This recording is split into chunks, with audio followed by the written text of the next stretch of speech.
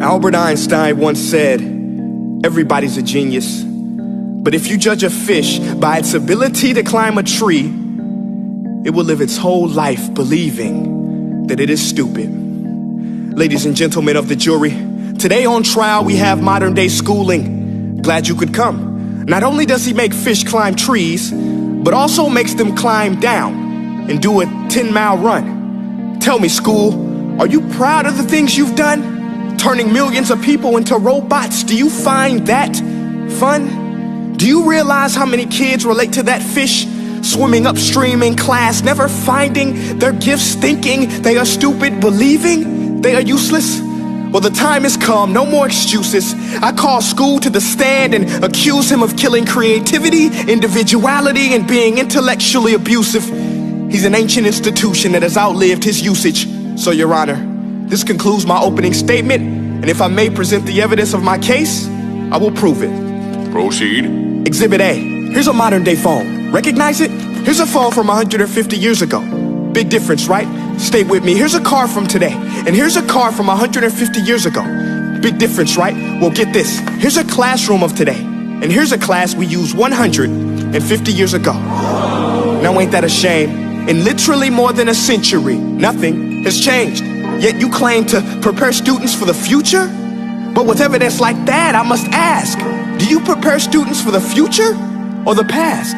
I did a background check on you and let the record show that you were made to train people to work in factories, which explains why you put students in straight rows, nice and neat, tell them sit still, raise your hand if you want to speak, give them a short break to eat, and for 8 hours a day, tell them what to think.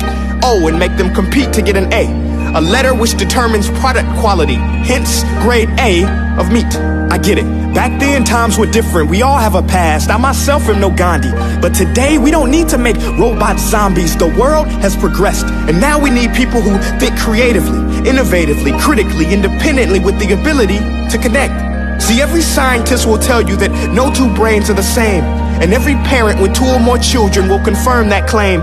So please explain why you treat students like cookie cutter frames or snapback hats, giving them this one-size-fits-all crap. Watch your language. Sorry, Your Honor, but if a doctor prescribed the exact same medicine to all of his patients, the results will be tragic. So many people would get sick, yet when it comes to school, this is exactly what happens. This educational malpractice, where one teacher stands in front of 20 kids, each one having different strengths, different needs, different gifts, different dreams, and you teach the same thing the same way?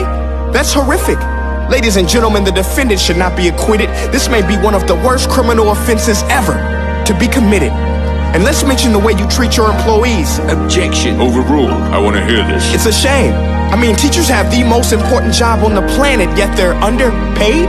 No wonder so many students are short-changed. Let's be honest, teachers should earn just as much as doctors, because a doctor can do heart surgery and save the life of a kid, but a great teacher can reach the heart of that kid and allow him to truly live. See, teachers are heroes that often get blamed, but they're not the problem. They work in a system without many options or rights. Curriculums are created by policymakers, most of which have never taught a day in their life. Just obsessed with standardized tests. They think bubbling in a multiple choice question will determine success. That's outlandish. In fact, these tests are too cruel to be used and should be abandoned, but don't take my word for it. Take Frederick J. Kelly, the man who invented standardized testing, who said, and I quote, "These tests are too cruel to be used and should be abandoned." Ladies and gentlemen of the jury, if we continue down this road, the results will be lethal. I don't have much faith in school, but I do have faith in people.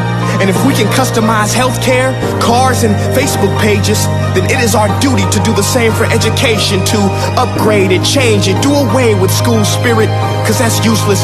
Unless we're working to bring the spirit out of each and every student, that should be our task. No more Common Core. Instead, let's reach the core of every heart in every class. Sure, math is important, but no more than art or dance. Let's give every gift an equal chance. I know this sounds like a dream, but countries like Finland are doing impressive things. They have shorter school days. Teachers make a decent wage. Homework is non-existent, and they focus on collaboration instead of competition. But here's the kicker, boys and girls. Their educational system outperforms every other country in the world. Other places like Singapore are succeeding rapidly. Schools like Montessori, programs like Khan Academy. There is no single solution, but let's get moving. Because while students may be 20% of our population, they are 100% of our future. So let's attend to their dreams, and there's no telling what we can achieve. This is a world in which I believe, a world where fish are no longer forced to climb trees. I'll rest my case.